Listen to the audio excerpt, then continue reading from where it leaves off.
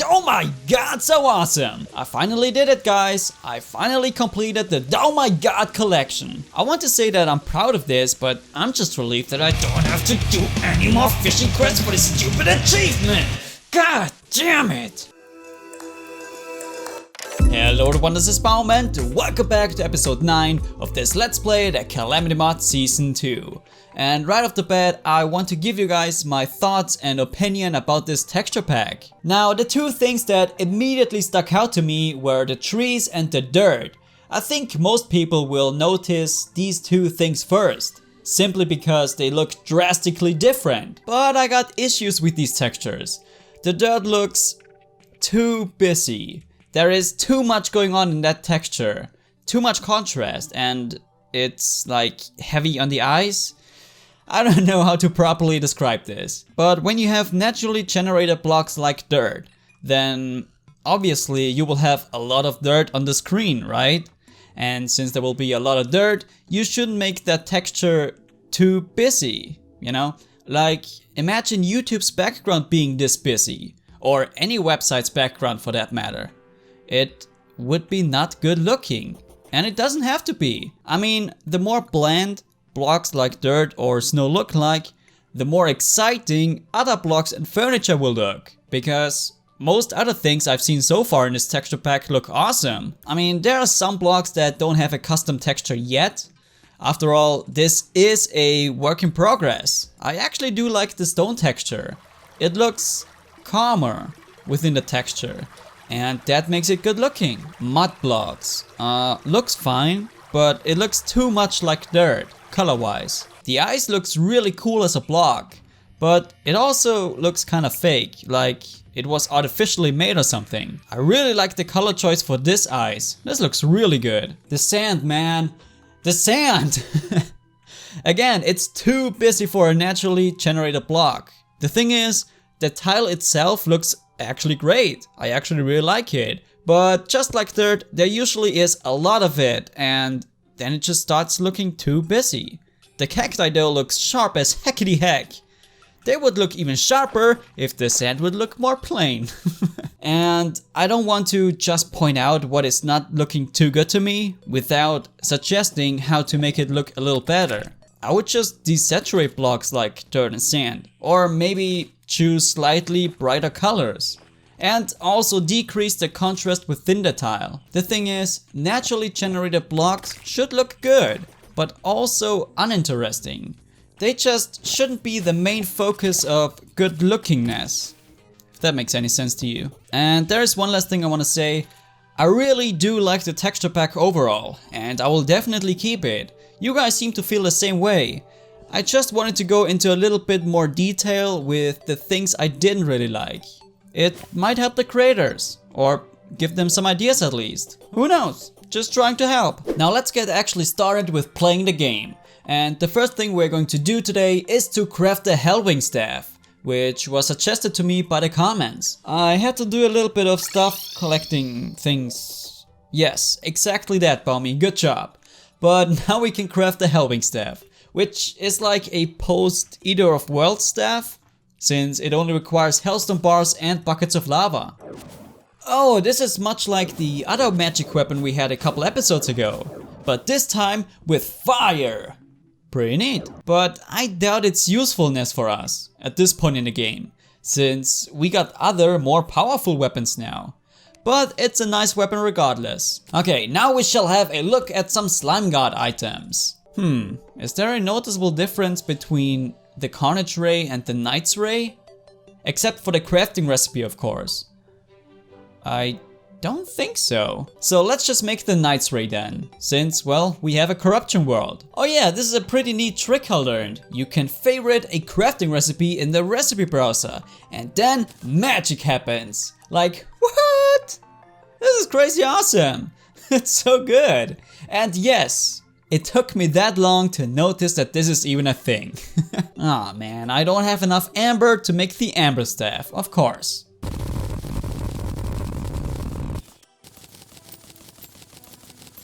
Wait a minute, what? Well, okay then. Whoever claims that this is a rare pet is just flat out wrong. 1 in 1,000 chance? More like 1 in 5. I'm sorry. What was his name back in my 1.2 series? I don't remember.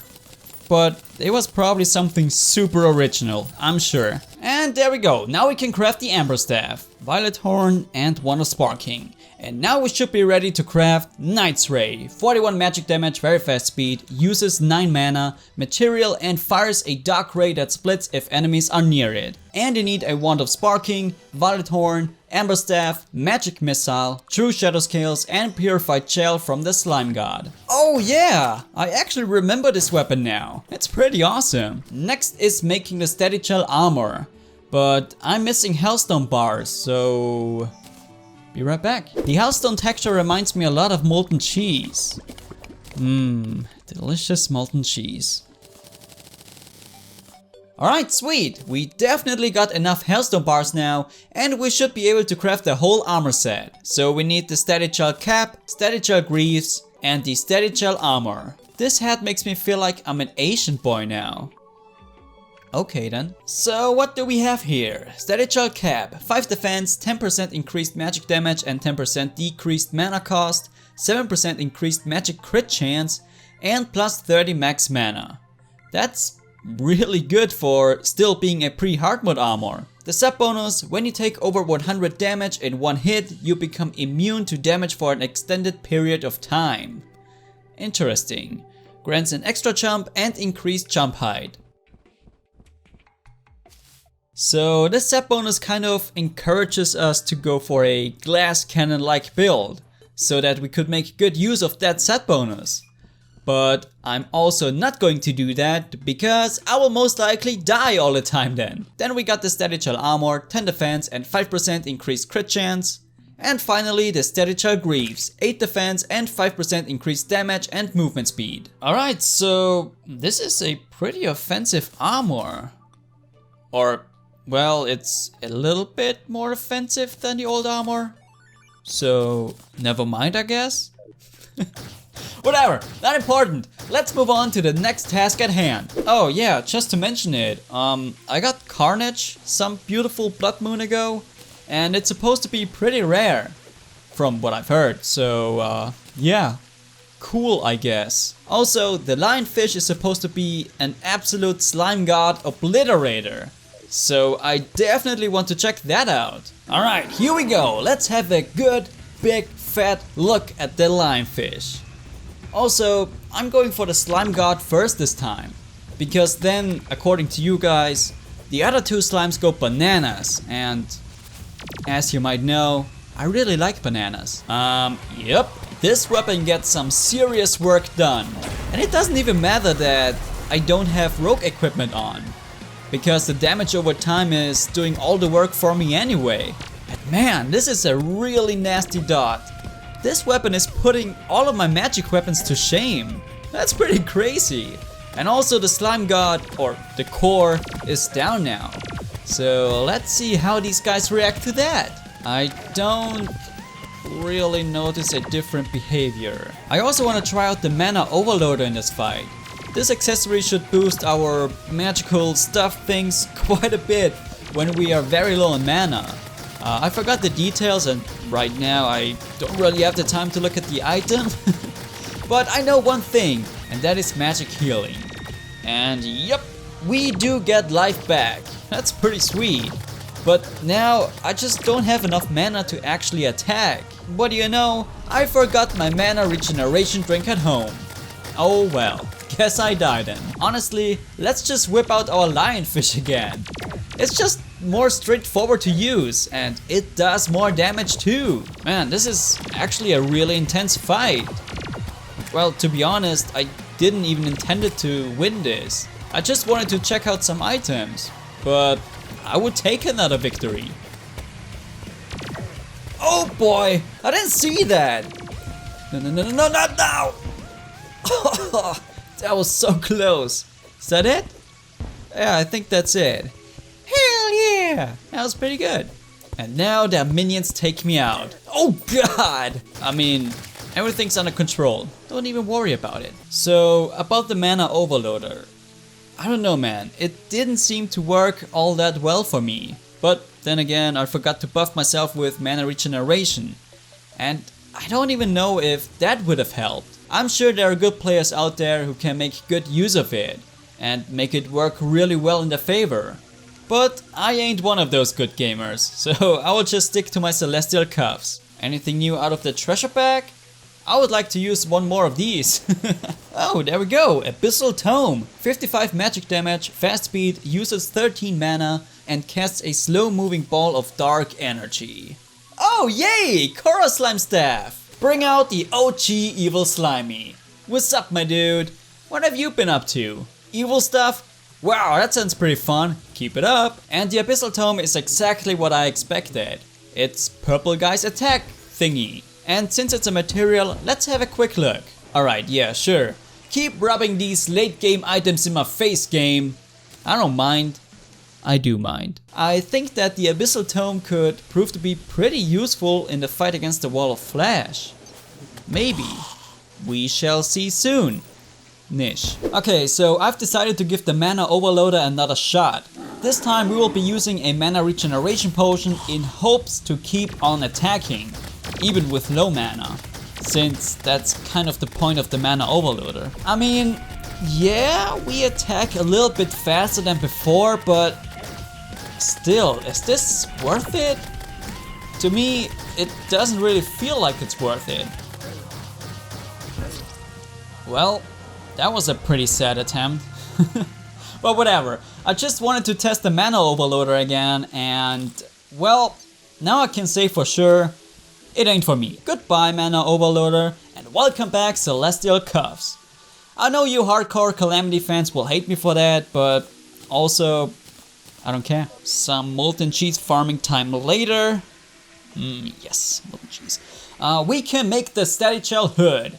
And I know this is a summoner helmet and I know we are doing magic right now, but this is important. And here's why. Say hello to the Slimy Gang. These bad boys don't mess around. They will f you up. They will get you while you sleep. But aside from that, they're pretty cute. So we got Slimy of course, Evil Slimy, Corrupted Slimy, and Slimy God himself. And somehow a dino and a fish lady made it to the party as well. And with this sheer slime power, we are going to take down the Wall of Flash. We are going to melt it down, either with crazy DPS or with cuteness. Now, you may think, Balmy, that's a really stupid idea, but no, you're stupid. Get him, boys! Oh, wow! Flashy looks crazy! Crazy awesome that is! Nicely done! No, I'm letting my slimy army down. I'm an undeserving leader of the slimy army. Oh wait, that's right! Flashy doesn't simply despawn. We can get back down there.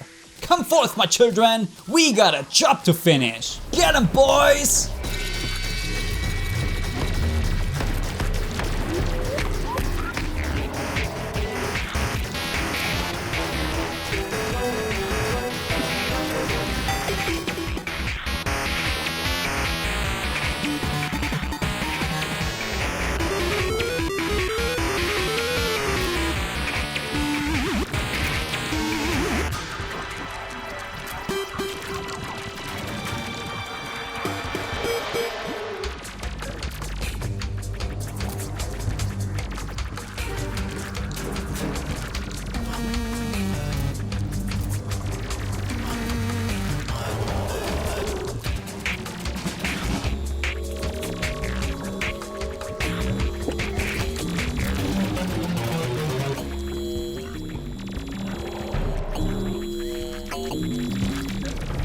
Damn!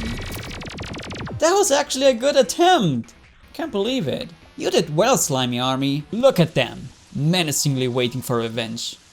But I'm afraid this battle is too big for you guys. You did very well though. I'm proud of you. Wait, where is Slimy? Oh, there he is. You have to know that Slimy is the stealthy one of the bunch. Alright, hi and welcome to another Phobit montage. where I build mediocre stuff and talk about whatever is relevant to me, whether it be game stuff or real life things.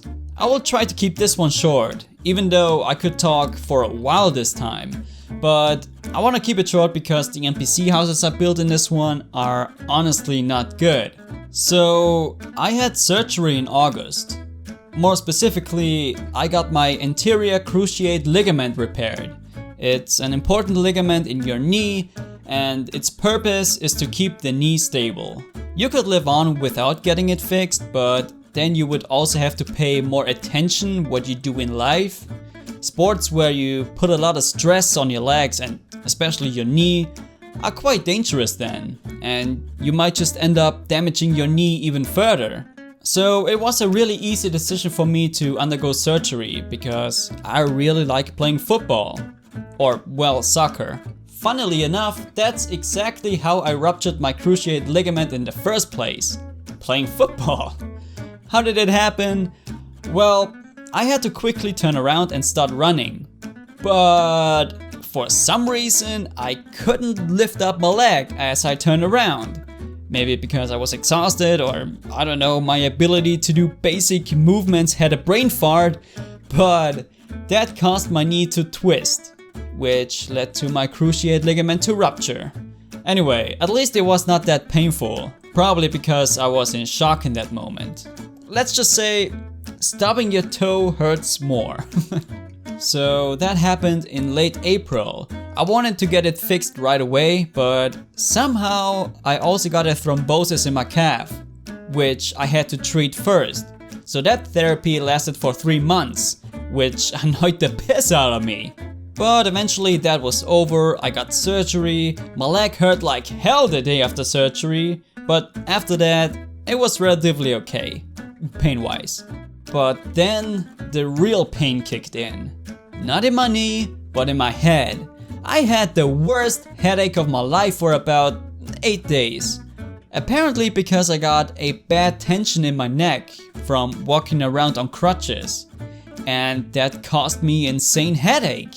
The pain in my knee after surgery was a joke compared to that. I was in agony, okay? It has gotten so bad that I went back to the hospital again, where they put me on some sweet and relieving painkillers. Mine at home did absolutely nothing to ease the pain. So on the same day I get back home again, and I told my physiotherapist about that. He was actually just supposed to help me with my knee, right? But he was kind enough to have a look at my neck and shoulders. 5 minutes of stretching, massaging and twisting my neck with his magical hands healed me. The next day 80% of the pain was gone. I was so relieved. I was finally able to operate as a human again.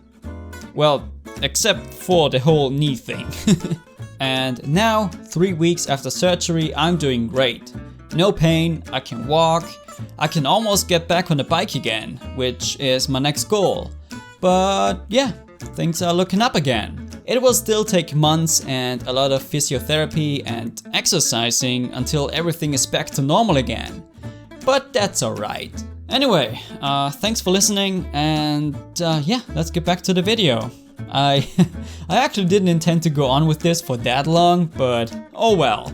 Back to you, Bois. Alright, now it's just me and Slimy again. The slime army was nice while it lasted, but now it's time to destroy the wall of flesh with magic. Even though the slimy army we had was the most magical thing ever. And we are also going to slap a bunch of campfires down, because we can. Alright, it's time to get serious, Flashy.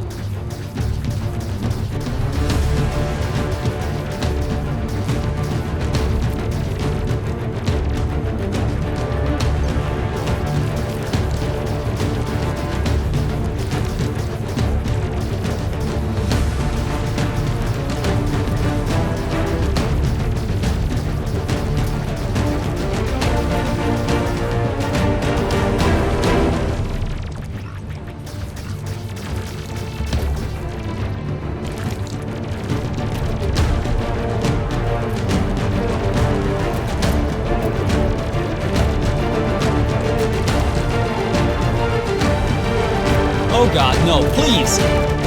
God! Damn it! Yeah, you take your 2.2% health and run away. Man, the no knockback immunity killed me just then. So maybe I should do something about that. Step 1. Party with Shroom Boy. P.S. Don't mistake it for partying with shrooms, kids. Step 2. Wonder if you got all the various weapons from Shroom Boy already, because you have an unhealthy habit of collecting everything. Step 3. Sell everything. Step 4. Waste all of your hard-earned money trying to get the best modifier on your weapons. Step 5. Profit.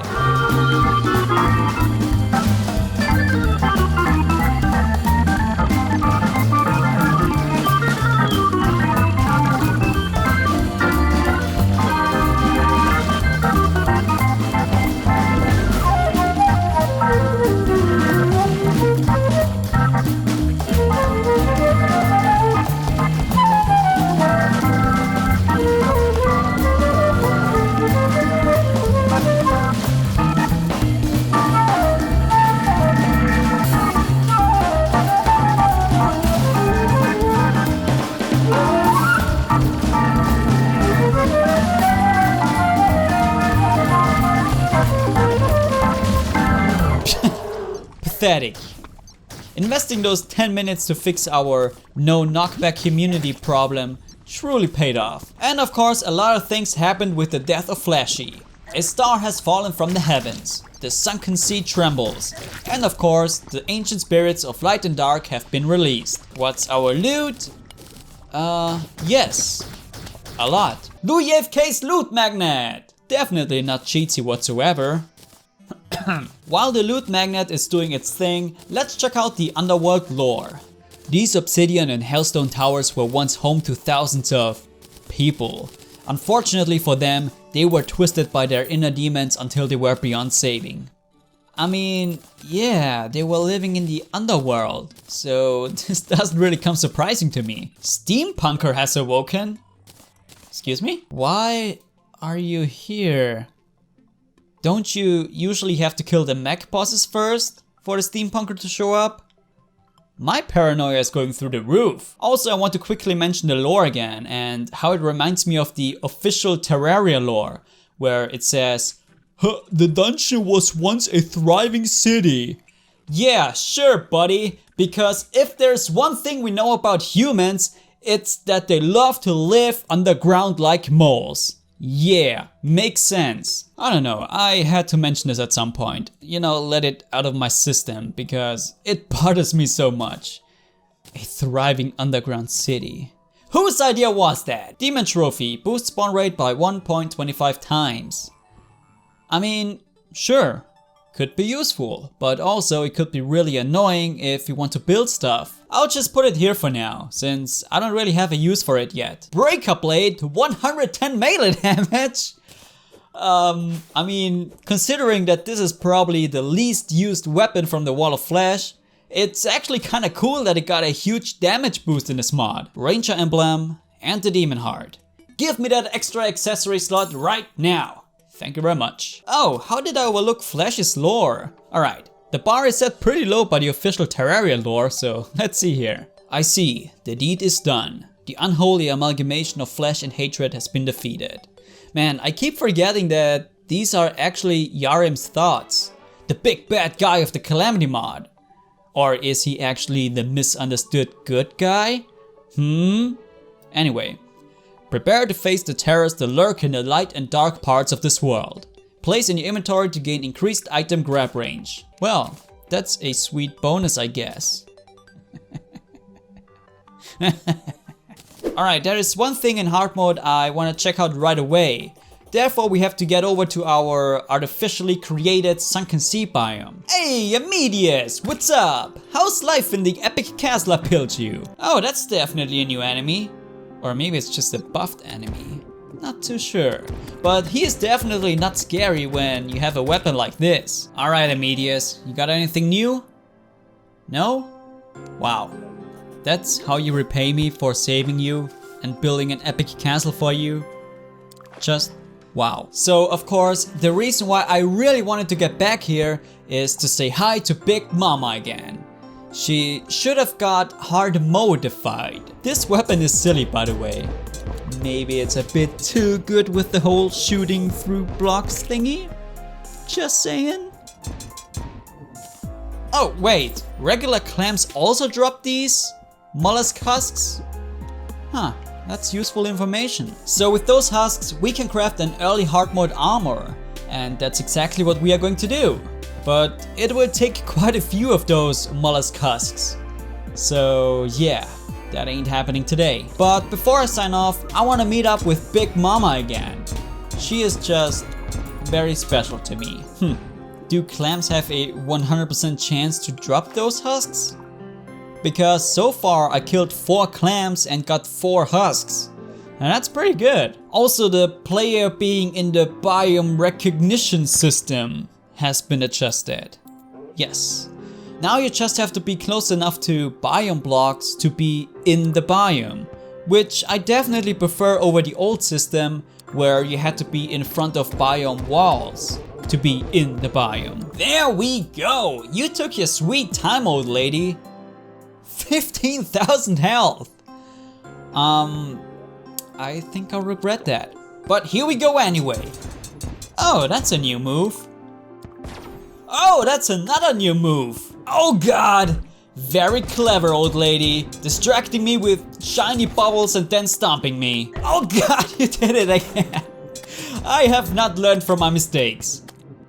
Ha! This time I saw it coming. I'm not falling for the same trick twice. Wait a minute. Okay, I cannot handle 2 crazy enemies at once. Yep.